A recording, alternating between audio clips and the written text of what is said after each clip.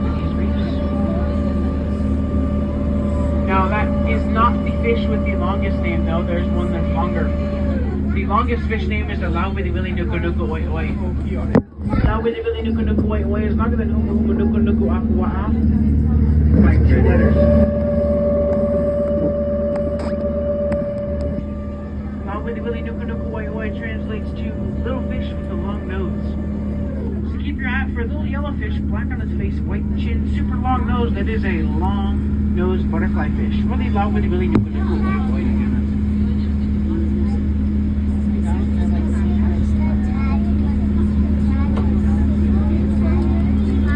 Let's see what other species of fish can I name? That's the question. I sell it 20 species of fish. Can I name 20 different species of fish?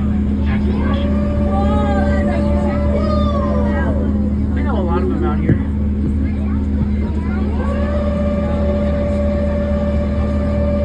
Now, fun fact, I am not a marine biologist. I did not go to school for marine biology. I just came out here and started working, and everything I've learned is from a couple of Google searches, facts I already knew, and on-the-job training. We do occasionally see jellyfish out here.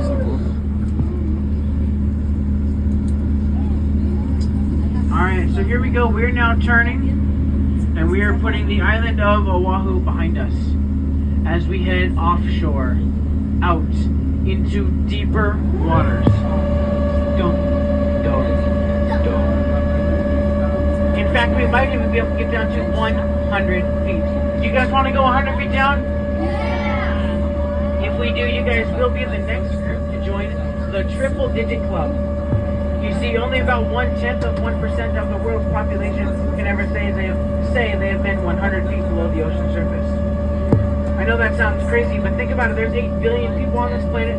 How many people go down that far? You got us here at Atlantis. Scuba divers, Navy SEALs, sometimes people in the mafia. Yeah, they have special shoes that really cement them on their vacation.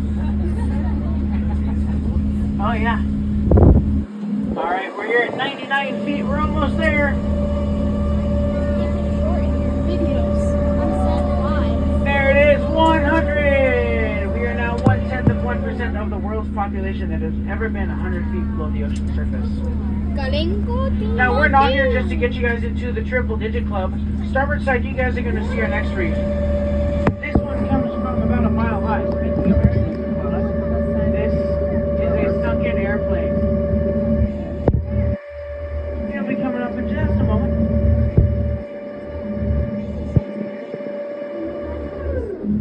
This will be a Mitsubishi YS11, bought from a company called Mid-Pacific Air. Are you glad you went?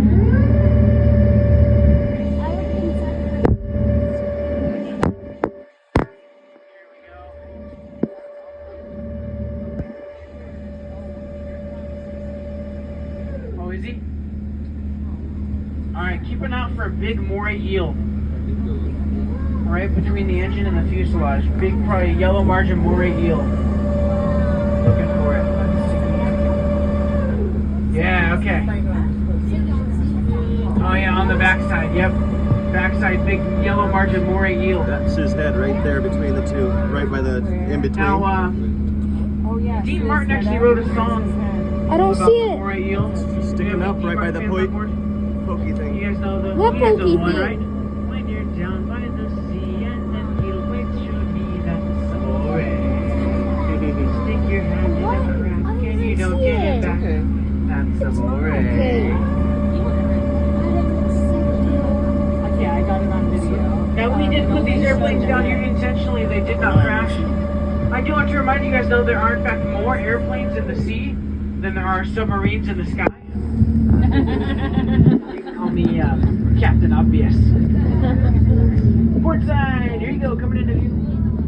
Your airplane wing, another Mitsubishi YS11. We did put these airplanes down here intentionally in about 50 feet of water.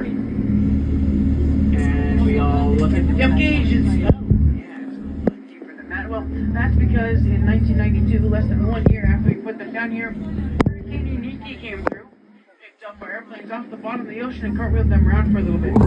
This is roughly where they were left.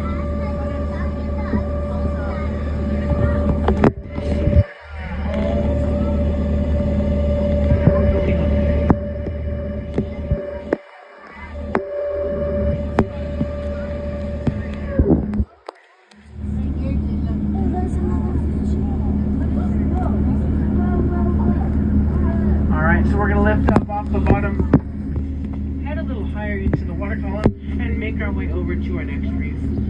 As we're going around, you guys may see some seemingly random objects lying on the bottom of the ocean. You know, like bricks, ropes, things that look like landmines. Well, I promise they're not landmines, they're landmarks.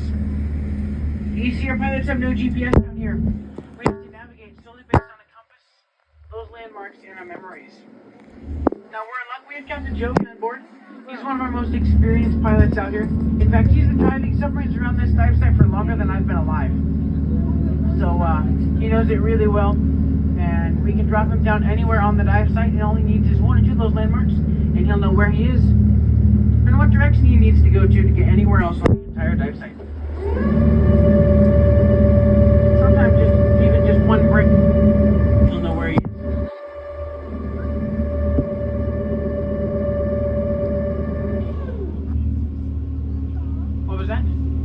That whirring right there, that's our vertical thrusters. So we have two vertical thrusters in the middle. They are actually keeping us down here. So we maintain about 200 pounds positive buoyancy while we're underwater, which means if Captain Joey decided he was done, well, we would just float right back up to the top.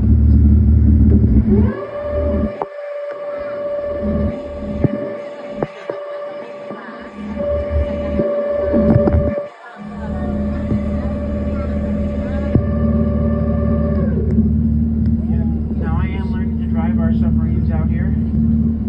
I'm about 3/4 of the way through the pilot training program. It takes at least 100 training dives, as well as learning out everything around our vessels. Yeah, here we go. Starboard side coming up to our next reef. It is a sunken ship. This will be a retired military ship that served in World War II, Korea, and Vietnam. And I think we have ourselves a turtle! Starboard side turtle right on this sunken ship laying on the There it is, laying on Spotted eagle ray.